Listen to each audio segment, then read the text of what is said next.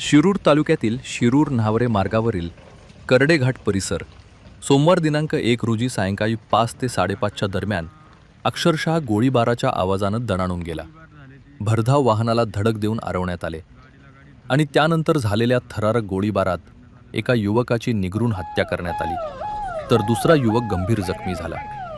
या घटनेमुळे शिरूर शहरासह संपूर्ण तालुक्यात मोठी खळबळ उडाली आहे.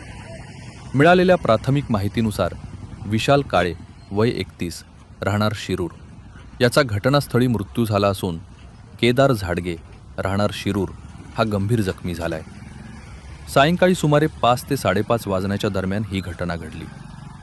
मिळालेल्या अधिक माहितीनुसार विशाल काळे आणि केदार झाडगे हे वाहनातून जात असताना आरोपींनी त्यांच्या गाडीला ठोकर देऊन अडवले.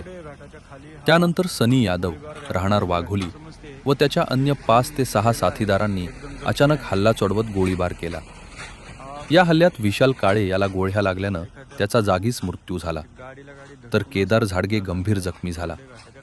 जखमीवर उपचार सुरू असून त्याची प्रकृती चिंताजनक असल्याची माहिती मिळत आहे. प्राथमिक तपासात हा हल्ला पैशांच्या व्यवहारातील जुन्या वादातून झाल्याची शक्यता व्यक्त केली जाते. मयत आणि आरोपी हे दोघेही विविध गुन्ह्यांमध्ये नोंद असलेले रेकॉर्डवरील गुन्हेगार असल्याची चर्चा परिसरात आहे. घटनेची माहिती मिळताच शिरूर पोलिसांसह वरिष्ठ अधिकारी घटनास्थळी दाखल झाले.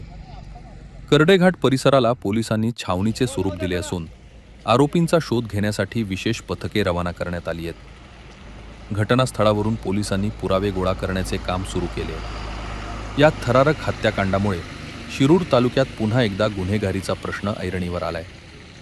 भर दिवसा रस्त्यावर वाहन अडवून गोळीबार करण्यापर्यंत गुन्हेगारांची मजल गेल्यानं नागरिकांमध्ये भीतीचे वातावरण निर्माण झाले आहे.